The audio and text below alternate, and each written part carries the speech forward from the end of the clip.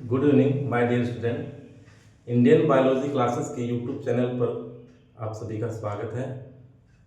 आज हम कक्षा 10 साइंस के एक बहुत महत्वपूर्ण अध्याय को पढ़ने जा रहे हैं जिसका नाम है जैव प्रक्रम।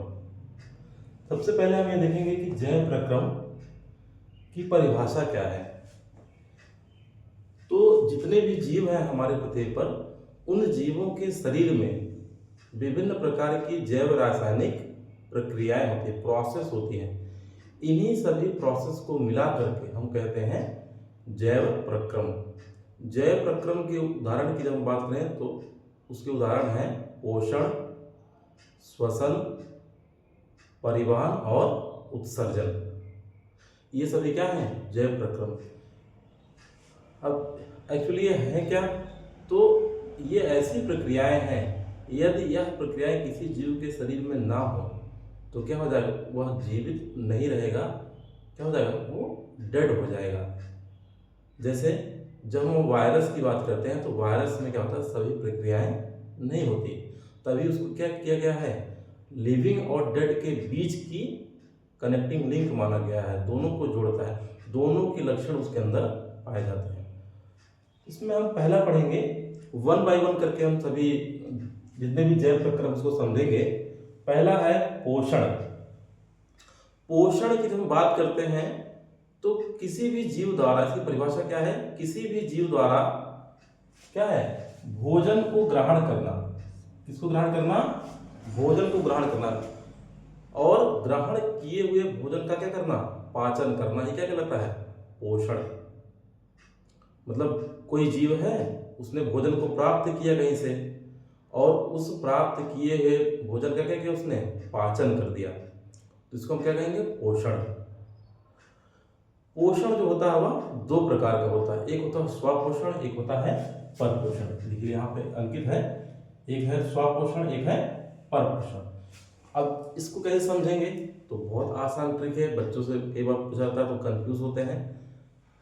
तो स्वपोषण की जब हम बात करते हैं तो जब कोई जीव अपने भोजन का निर्माण स्वयं करे, खुद करे, तो उसे हम क्या कहेंगे? स्वपोषण। और ऐसे जीव को हम क्या कहते हैं? स्वपोषी जीव। इसके उदाहरण हैं हरे पौधे, ग्रीन प्लांट्स, और नीलहरित शैवाल। कुछ ऐसे जीवाणु भी होते हैं जो प्रकाश संश्लेषण द्वारा अपना भोजन बनाते हैं, बहुत कम उनकी मात्रा है। दूसरा प्रकार है परपोषण। परपोषण जो होता है, ऐसे जीव जो होते हैं वो अपने भोजन का निर्माण स्वयं नहीं करते हैं, भोजन के लिए वो अन्य जीवों पर निर्भर होते हैं। जैसे मान लीजिए कोई ग्रीन प्लांट्स, हरा पौधा है, वो तो स्वपोषी है, लेकिन कोई हिरन है उसको खा रहा है, तो हिरन एक एनिमल हुआ ना। तो क्या है? जो हिरन है वह पहले से बना बनाया भोजन ही ग्रहण कर रहा है, तो वो क्या हुआ? परपोषण हुआ। और परपोषण जो जीव करता है उसे हम क्या कहते हैं? परपोषी जीव। इसको उदाहरण की बात करते हैं तो आते हैं कवक हैं, एनिमल्स हैं, और बैक्टीरिया है, जीवाणु है। अब पोषण की जब बात करते हैं, अपने सिलेबस में जो दिया गया है उसमें क्या होता है? उसके लिए एक अलग से तंत्र होता है हमारे शरीर में, मानव शरीर में उसके लिए अलग से एक तंत्र होता है, इसको कहते हैं पाचन तंत्र। पाचन तंत्र जो होता है वो दो चीजों से मिलकर बना होता है। पहला होता है आहार नाल, और दूसरा होता है पाचक ग्रंथियां। आहार नाल की जब हम बात करते हैं तो आहार नाल क्या है? एक तरह से एक पाइपलाइन है। पाइपलाइन है, कहाँ से शुरू होती है? हमारे माउथ से शुरू होकर के हमारे बड़ी आंत से होते हुए गुदा तक जाती है। इसको हम कहते हैं आहार नाल, जो कितनी मीटर होती है? 9 से 10 मीटर, इतनी उसकी लंबाई होती है। पाचक ग्रंथियों की बात करें तो उसमें आते हैं अग्नाशय और यकृत। यकृत जो आपको पढ़ना है, कई बार परीक्षाओं में आपके पूछा गया है कि शरीर की सबसे बड़ी पाचक ग्रंथि कौन है? तो हमारी लीवर, हमारी, इसको लीवर कहते हैं अंग्रेजी में, और हिंदी में कहते हैं यकृत, उसको कलेजा भी कहते हैं। लीवर के बहुत महत्वपूर्ण कार्य आप लोगों को अगली क्लास में जो बताएंगे। तो पाचन तंत्र, पाचन तंत्र को हम एक अलग अध्याय में पढ़ेंगे कि इसमें कैसे भोजन का रासायनिक पाचन भी होता है, भौतिक पाचन होता है, जठर रस कहाँ बनता है, अग्नाशय रस कहाँ बनता है, किस भाग में अधिक पाचन होता है, तो छोटी आंत में होता है, ये सब आपको पढ़ाया जाएगा। हमारे शरीर में जो क्या था, लाल ग्रंथियाँ भी होती है हमारे माउथ में, ठीक है। क्वेश्चन क्या हो जाता है कि सबसे पहले पाचन कहाँ से प्रारंभ होता है या कहाँ से शुरू होता है, तो हमारे मुख गुहा में, जो हमारा माउथ है वहीं से क्या होता है, पाचन हमारा प्रारंभ होता है। हमारे माउथ में क्या है, लाल ग्रंथियाँ पाई जाती हैं, वो क्या करते हैं, लार यानी सलाइवा का निर्माण करती हैं। और हमारे लार में एक एंजाइम पाया जाता है, जिसे कहते हैं टाइलिन एंजाइम, और भोजन का पाचन करता है। उसका मतलब डिस्कस करेंगे। दूसरा अगर हम पढ़ेंगे तो वो है श्वसन। श्वसन क्या होता है, श्वसन को अधिकतर हम पाचन के बाद ही पढ़ते हैं। श्वसन में क्या होता है, कुछ बच्चों से पूछते हैं कि श्वसन क्या है, तो बताते हैं कि सर सांस लेना ही क्या है, श्वसन है। जबकि एक्चुअल में ऐसा नहीं है, श्वसन केवल सांस लेना ही नहीं है, श्वसन में बहुत सारी प्रक्रियाएं होती हैं। तो श्वसन की अगर बात करें तो श्वसन में दो प्रक्रिया होती हैं, एक होता है श्वासोच्छ्वास, दूसरा होता है कोशिकीय श्वसन। श्वासोच्छ्वास जो है उसको कहते हैं ब्रीदिंग, यानी सांस लेना। तो हम क्या करते हैं, सांस अंदर लेते हैं तो उसमें क्या है, ऑक्सीजन हमारे शरीर में जाती है, और जो सांस छोड़ते हैं तो कार्बन डाइऑक्साइड हमारे शरीर से बाहर निकलती है, उसको उसमें क्या रहता है, कार्बन डाइऑक्साइड रहता है, तो उसको क्या कहेंगे, सांस लेना है। यह एक भौतिक प्रक्रिया है। लेकिन जब हम कोशिकीय श्वसन की बात करते हैं तो कोशिकीय श्वसन में क्या होता है कि ग्लूकोज ऐसे हमारे पाचन तंत्र से होता हुआ हमारे ब्लड के द्वारा हमारे शरीर की कोशिकाओं में पहुंच गया, और कोशिकाओं में पहुंचने के बाद क्या होगा, वह ग्लूकोज ऑक्सीजन के जब संपर्क में आएगा तो वह कार्बन डाइऑक्साइड और जल में टूट जाएगा, और जल में टूटने के बाद क्या होगा, 673 किलो कैलोरी ऊर्जा जो है बनेगी, और क्या होगा, 38 एटीपी अणुओं का भी निर्माण होगा। आप सभी को बताया गया है कि एटीपी क्या होते हैं, तो एटीपी को अगर कोई पूछे तो ये ऊर्जा के सिक्के हैं, क्वाइंस ऑफ द एनर्जी है। जब भी ऊर्जा की जरूरत पड़ती है तो क्या होता है, एटीपी यूज करती है कोशिका, ठीक है, तो इसलिए कहते हैं ऊर्जा के सिक्के।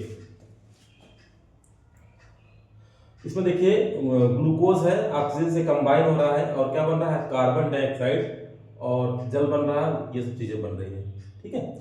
तो श्वसन के द्वारा ही ऊर्जा प्राप्त होती है, जस्ट भोजन करने से ही हमको ऊर्जा प्राप्त नहीं होती। भोजन में क्या होता है कि भोजन करना जो होता है वो क्या होता है कि जो बहुत जटिल पदार्थ है जो हमारे शरीर में अवशोषित नहीं हो सकते हैं, उनको क्या करना है, सरल पदार्थों में तोड़ देना ही क्या है, पाचन है, जिससे आसानी से हमारे शरीर में एब्जॉर्ब हो जाए, अवशोषित हो जाए, ठीक है।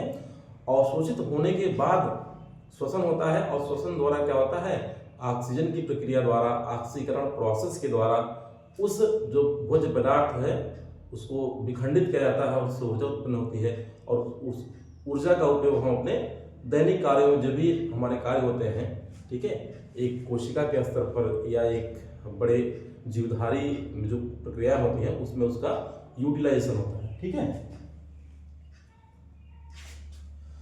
जो तीसरा हम पढ़ने जा रहे हैं ये बहुत महत्वपूर्ण है, कई बार एग्जाम में पूछा है इसको कि परिवहन क्या है। तो हमारे बच्चे बहुत प्यारे होते हैं, उनको समझाना बहुत अच्छा लगता है। तो जैसे अगर आप बात करेंगे तो परिवहन, जैसे बच्चे अगर जाते होंगे अपने मामा से के घर से मौसी के घर जाएंगे या और कहीं जाएंगे तो बस का सहारा लेते हैं, या मान लीजिए ट्रेन का सहारा लेते हैं। तो उस बस में अगर आप देखेंगे तो वहाँ लिखा रहता है परिवहन विभाग। परिवहन विभाग क्या करता है, आपको एक स्थान से दूसरे स्थान तक ले जाता है, जहाँ से आप प्रारंभ करते हैं वहाँ जहाँ तक आपको जाना है वहाँ तक आपको ले जाएगा। तो सेम जस्ट वही काम क्या होता है हमारे शरीर में भी होता है। हमारे शरीर में कुछ बसें वगैरह नहीं पाई जाती है, कुछ ऐसे सिस्टम्स होते हैं बहुत माइक्रो लेवल पर कि जो हमारे शरीर में विभिन्न पदार्थों को एक स्थान से दूसरे स्थान तक ले जाते हैं। तो हमारे शरीर में जैसे मान लीजिए पाचन हो गया, पाचन हुआ तो ग्लूकोज बना, एमिनो अम्ल बने, और मान लीजिए कैल्शियम हमारे शरीर में अवशोषित हुआ। तो क्या वह सिर्फ हमारे बड़ी आंत या छोटी आंत में ही रह जाएगा, ऐसा नहीं होता। वह क्या होता है कि शरीर के सभी भागों में उसको जाना चाहिए, तभी उसका प्रॉपर लाभ मिलेगा। तो शरीर में जितने भी प्रकार के रासायनिक पदार्थ पाए जाते हैं, उन सभी रासायनिक पदार्थों को, ठीक है, शरीर के विभिन्न भागों में पहुंचाने की जो प्रक्रिया होती है उसे क्या कहते हैं? परिवहन। और यह जो काम है वो कौन करता है? परिवहन तंत्र। अब कहेंगे ये सर क्या है परिवहन तंत्र? तो परिवहन तंत्र जो होता है वो कई सारे उसके भाग होते हैं। जैसे उसमें अगर आप बात करेंगे तो हृदय होता है, जो मुख्य भाग है, वाहिनियां होती हैं और रक्त है।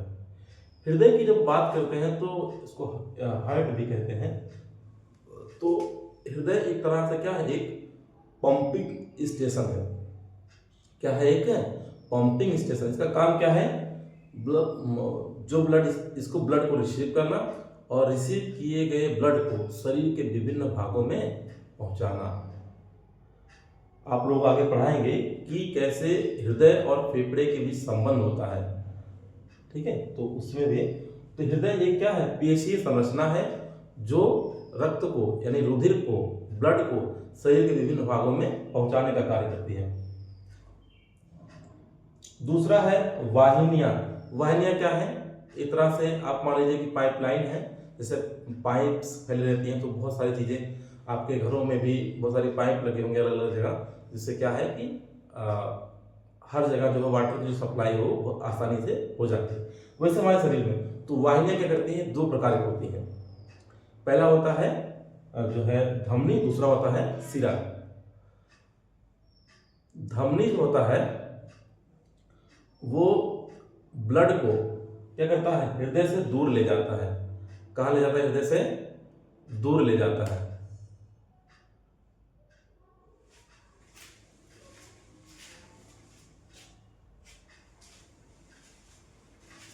सॉरी, तो हम लोग पढ़े थे धमनी क्या करता है। धमनी जो क्या करता है वो ब्लड को हृदय से हमेशा दूर ले जाता है। ये ट्रिक हमेशा याद रखिएगा। और आप लोग आगे पढ़ाएंगे फुफ्फुस धमनी होता है, फुफ्फुस सिरा होता है। बच्चे बहुत कंफ्यूज होते हैं। तो कभी भी अगर धमनी का नाम पूछा जाता है तो धमनी हमेशा क्या करता है? जो रुधिर होता है, ब्लड होता है, उसको हमेशा हृदय से कहीं और ले जाएगा। हृदय से शरीर के अंगों में ले जाएगा या जो है हृदय से फेफड़े में ले जाएगा, ठीक है? दूसरा है रक्त। तो ये ब्लड है। ब्लड बहुत महत्वपूर्ण है। कई बार ये पूछा गया है कि रुधिर का वर्गीकरण करिए या रुधिर के विभिन्न घटकों के नाम लिखिए, साथ ही साथ क्या करिए? रुधिर के कार्य लिखिए, ठीक है?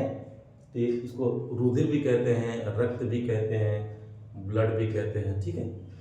रक्त की जब हम बात करते हैं तो रक्त एक तरह से क्या है? एक तरह का ऊतक है, ठीक है? आप लोग पढ़ा है कि कोशिकाओं का जो समूह होता है उसे हम ऊतक कहते हैं। तो रक्त भी एक तरह का ऊतक है, लेकिन वो कैसा ऊतक है? एक तरह से तरल है। कैसा? लिक्विड ऊतक है। जबकि हम अगर अस्थियों की बात करें तो अस्थि कैसा है? एक तरह से वो मतलब कह लो सॉलिड है, ठीक है? वो रक्त की हम बात करते हैं तो रक्त के माध्यम से ही जितने भी पदार्थ हैं वो अलग अलग भागों में जाते हैं। तो रक्त क्या हुआ? परिवहन का एक माध्यम हुआ। विभिन्न पदार्थों के परिवहन का एक माध्यम क्या है? रक्त है। रक्त की जब हम बात करते हैं, रक्त दो चीजों से मिलकर बना है। पहला है प्लाज्मा, दूसरा है रुधिर कणिकाएं।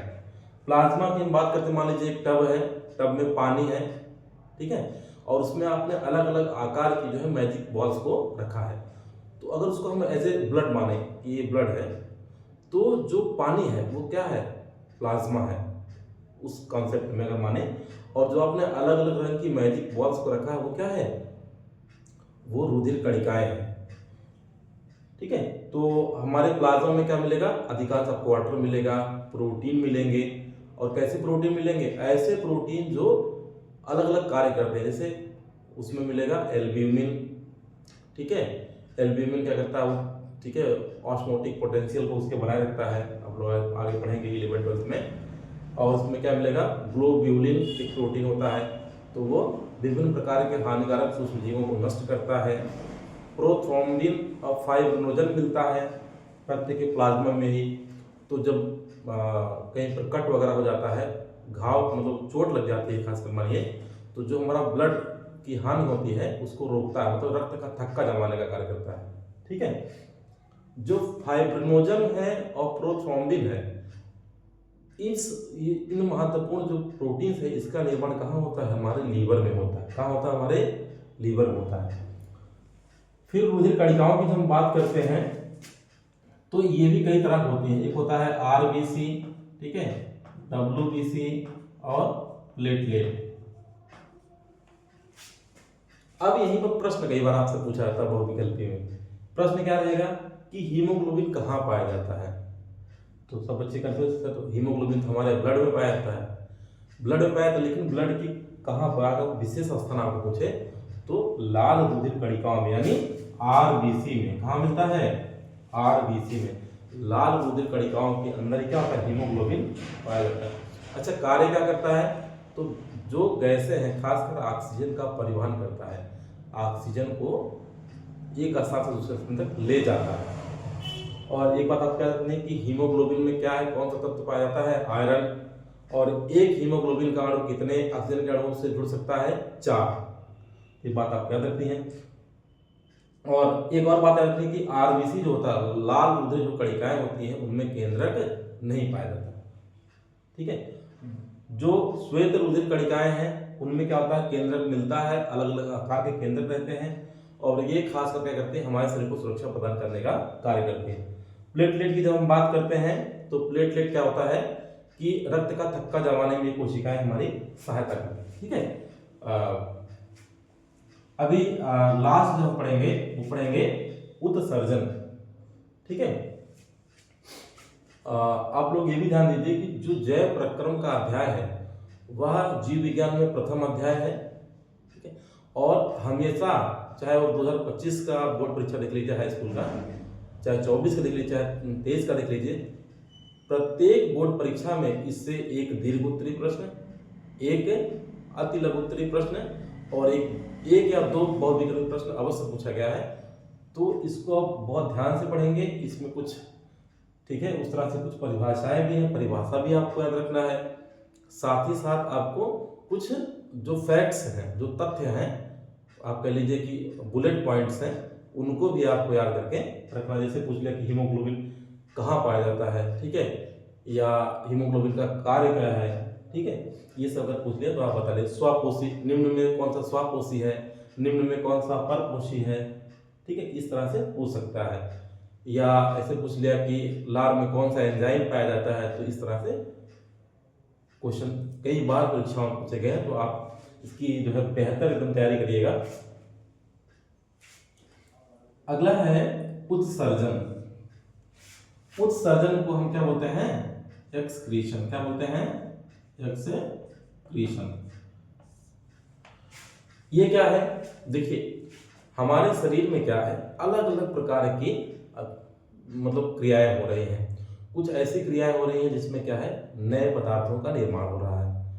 कुछ ऐसी प्रक्रियाएं हो रही हैं जिसमें पदार्थों को ब्रेक डाउन किया जा रहा है, उनको तोड़ा जा रहा है। तो इन्हीं सभी प्रक्रियाओं में क्या है, अलग अलग प्रकार के पदार्थ बनते हैं। कुछ लाभदायक होते हैं, कुछ हानिकारक होते हैं। तो इन्हीं सभी प्रक्रियाओं में बनने वाले, ठीक है, मनुष्य के शरीर में होने वाली जितनी प्रक्रियाएं हैं उनमें बनने वाले हानिकारक नाइट्रोजन युक्त पदार्थों को शरीर से बाहर निकालना ही क्या कहलाता है? उत्सर्जन। एक बार ध्यान सुनिएगा, उत्सर्जन क्या है? शरीर में विभिन्न उपापचयी क्रियाओं द्वारा बनने वाले नाइट्रोजन युक्त, ठीक है, हानिकारक विषैले पदार्थों को क्या कहा जाता है? उनको बाहर निकालना क्या कहा जाता है? उत्सर्जन, ठीक है। क्या कहता है? यहां देखिए परिवार हो गया है, तो यहां पर क्या हो जाएगा?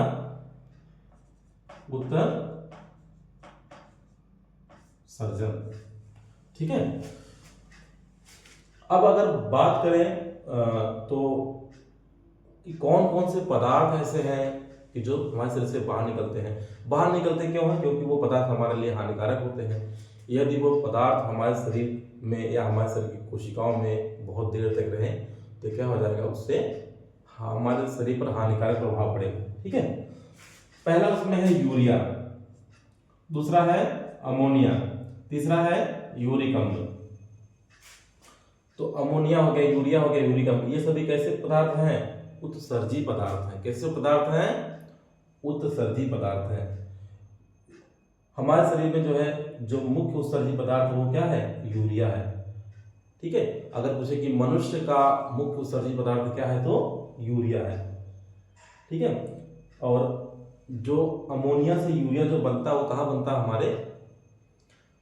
हमारे लीवर में बनता है, हमारे यकृत में बनता है, और इस चक्र को हम बोलते हैं ऑर्निथीन साइकिल। ठीक है, वो 12th का टॉपिक है, आप लोगों को पढ़ना, 12th वगैरह पढ़ेंगे तो जानेंगे इसको। ठीक है, और अमोनिया जो कहाँ निकलता है? वो अमोनिया निकलता है वो मछली वगैरह में, मछली में, फिशेज में।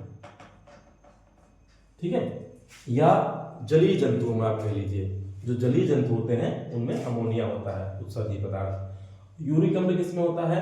यूरिक अम्ल सरीसृप जंतुओं में। सरीसृप मतलब जैसे सर्प, ठीक है, छिपकली और इस तरह के जो जंतु होते हैं उनमें होता है। और पक्षियों में, पक्षियों का जो उत्सर्जी पदार्थ होता है उसमें क्या पाया जाता है? यूरिक अम्ल पाया जाता है। ठीक है, यूरिक अम्ल इसको मानिए कि जहाँ पर ऐसे जो जब जीव ऐसे स्थान में पाए जाते हैं जहाँ पे पानी की कमी होती है, तो पानी की कमी को रोकने के लिए क्या करते हैं? यूरिक अम्ल को निकालते हैं। ठीक है, अगर उत्सर्जी अंगों की बात करें, उत्सर्जी अंग किस प्रकार के अंगों को हम कहेंगे?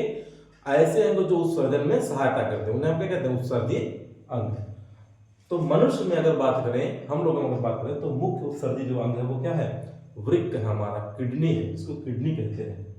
ठीक है, और किडनी की हम जब बात करते हैं तो किडनी जो है ये मान चलिए कि हमारे, ठीक है, जो लास्ट हमारा पसली है उसके ही साइड में, लेफ्ट और राइट साइड में हमारे वृक्क पाया जाता है, इसको किडनी कहते हैं। हमारे शरीर में 2 किडनियां होती हैं। ठीक है, एक होता है दाहिनी किडनी, एक होता है बाईं किडनी। ठीक है, इसका वजन की अगर हम बात करें तो 150 ग्राम, कितना होता है? 150 ग्राम एक किडनी का वजन होता है। और किडनी करता क्या है?